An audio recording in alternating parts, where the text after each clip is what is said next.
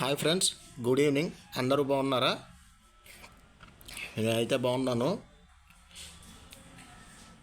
ముందుగా అందరూ వీడియోని లైక్ చేయండి, ఛానల్ని సబ్స్క్రైబ్ చేసుకోండి ఫ్రెండ్స్. మాకు ఒక మోటివేషన్ లాగా యూజ్ అవుతుంది. ఈరోజు మనం ఎక్కువ క్వశ్చన్స్తో వచ్చాము. ఇప్పటి వరకు మనం 10 క్వశ్చన్లే చెప్పాము, ఇప్పుడు 20 క్వశ్చన్ల వరకు చెప్తున్నాము. ఓకే ఫ్రెండ్స్, వీడియోలోకి వెళ్ళిపోదాము. కెమెరామ్యాన్ నీలేష్తో APDSC 19/6/2025 SGT morning shift question పేపర్లోని కొన్ని క్వశ్చన్లు చూద్దాం. అందరికీ విద్య, అందరూ చదవాలి అని ప్రవేశపెట్టింది ఎవరు అంటే ఎస్ఎస్సి. ఎస్ఎస్సి అంటే ఏంటి? సమగ్ర శిక్ష అభియాన్. ఒకప్పుడు అంటే సర్వశిక్ష అభియాన్ అని ఉండేది. ఓకేనా? 2018లోని సమగ్ర శిక్ష అభియాన్గా మార్చారు. అదే 2006లో అనుకోండి,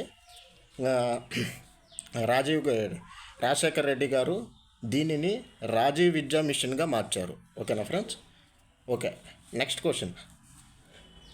అబ్దుల్ కలాం రాష్ట్రపతిగా పరిపాలించిన కాలం లేదంటే సమయం 2002 నుండి 2007 వరకు. ఇది కరెక్ట్ ఆన్సర్ ఫ్రెండ్స్. అన్వేషణ పద్ధతిని కనిపెట్టింది ఎవరు? ఆప్షన్ ఏ ఆర్మ్స్ట్రాంగ్, వెస్ట్వే అంటే ఇక్కడ ఇంకొక ఆప్షన్ కూడా ఇచ్చారట, ఆర్మ్స్ట్రాంగ్ పార్కర్ అనే ఆప్షన్ కూడా ఇచ్చారట. పార్కర్ అనే ఆప్షన్ ఇచ్చారట. ఇక్కడ బాగా కన్ఫ్యూజ్ అయ్యామని చెప్పారు అభ్యర్థులు మనకి. దీని ఆన్సర్ వచ్చేసి ఆర్మ్స్ట్రాంగ్ కనిపెట్టాడు, దీన్ని ప్రచారం చేసింది వెస్ట్వే. ఓకేనా ఫ్రెండ్స్? ఇది కరెక్ట్ అవుతుంది. నెక్స్ట్ క్వశ్చన్, 4వ క్వశ్చన్. సామెత గురించి అడిగారు. అశ్విని కురిస్తే అంతా నష్టం. ఇది ఏంటి? జాతీయమా, సామెత, పొడుపు కదా అన్నట్టు అడిగారట. ఇది ఒక సామెత. కవీంద్రుడు పదం సంధి పిల్లవాడు కనుగొన్నాడు. ఇది ఏ బోధనా పద్ధతికి సంబంధించింది అని అడిగారట. ఇది నిగమన పద్ధతి, ఆగమన పద్ధతి, అన్వేషణ పద్ధతి ఇలా అడిగారట. విశ్లేషణ ఇలాగ అడిగారట. ఇది నిగమన పద్ధతి అవుతుంది, ఎందుకంటే సంధిని ఇవి చేశాడు కాబట్టి. సంధిని ఇప్పుడు చూడండి, సంధిని కనిపెట్టాడు. ఏంటి? సూత్రాలను రాబట్టడం కానీ సిద్ధాంతాలను రాబట్టడం ఇటువంటివి ఉన్నాయి కదా, ఇటువంటివన్నీ నిగమన పద్ధతి కిందకు వస్తుంది. ఆగమన కూడా వస్తుంది, ఎందుకంటే ఇది కవీంద్రుడు అనేది ఉదాహరణ. ఓకేనా? ఉదాహరణ కాబట్టి ఉదాహరణ నుండి తీసుకున్నాడు. ఉదాహరణ నుండి ఇవి చేసుకుంటూ చేశాడు కాబట్టి ఇది కూడా అవ్వచ్చు, నిగమన కూడా అవ్వచ్చు. కానీ అంటే మ్యాక్సిమం ఆగమన కూడా అవ్వచ్చు. మ్యాక్సిమం నిగమన పద్ధతి అవుతుంది ఆన్సర్. ఒకసారి చెక్ చేయండి ఫ్రెండ్స్. నెక్స్ట్ వ్యుత్పత్తి అర్థం ఇచ్చారు. మహీరుదం అంటే ఏంటి? భూమి నుంచి ఉద్భవించింది లేదంటే పుట్టింది అని అర్థం. ఓకేనా ఫ్రెండ్స్?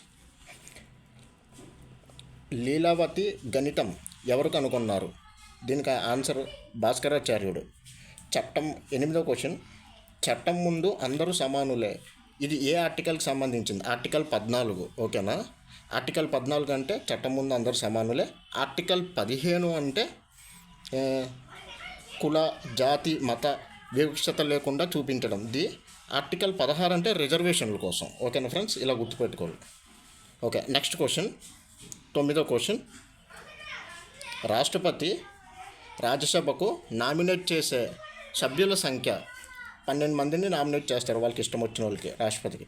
ఓకేనా ఫ్రెండ్స్? నెక్స్ట్ క్వశ్చన్, 10వ క్వశ్చన్. విజయనగర సామ్రాజ్యంలో మండలాలను వేటితో విభేదిస్తారు?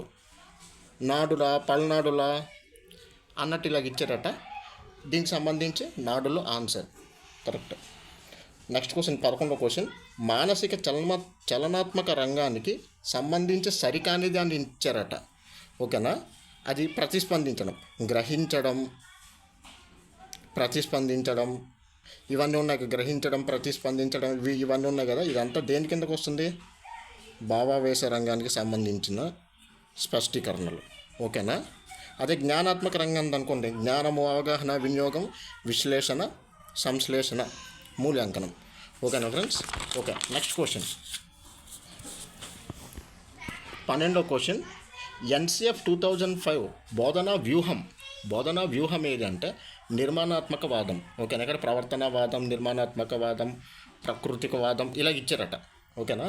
నెక్స్ట్ క్వశ్చన్ 13వ క్వశ్చన్, సమీప దూరస్థ వికాస సూత్రం మధ్య కేంద్రం నుంచి శరీర భాగాలకు, ఇది ఆన్సర్ అవుతుంది. ఓకేనా. నెక్స్ట్, పురాతన గ్లోబులను కనుగొన్నది మార్టిన్ బెహెమ్, కరెక్ట్ ఆన్సర్. శిలాజ ఇంధనానికి ఈ క్రింది వాటిలో సరికానిది ఏంటి? నేలబొగ్గు ఇచ్చారట, సహజ వాయువులు ఇచ్చారట, పెట్రోలియం ఇచ్చారట. అంటే శిలాజ ఇంధనం అంటే ఏంటి?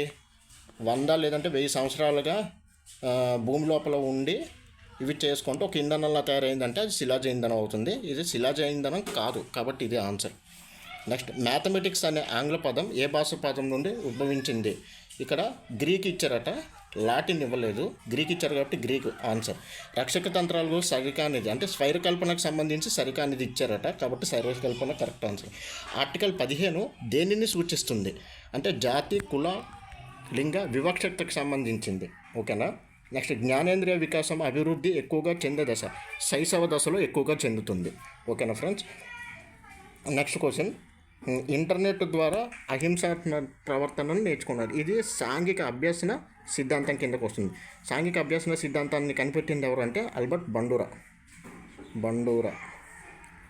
ఓకేనా. పరిశీలన అని ఇచ్చిన కరెక్టే. ఓకే ఫ్రెండ్స్, ధన్యవాదాలు, శుభదినం. అందరూ వీడియోని లైక్ చేయండి, ఛానల్ని సబ్స్క్రైబ్ చేసుకోండి. Thank you. నెక్స్ట్ వీడియోతో కలుద్దాం.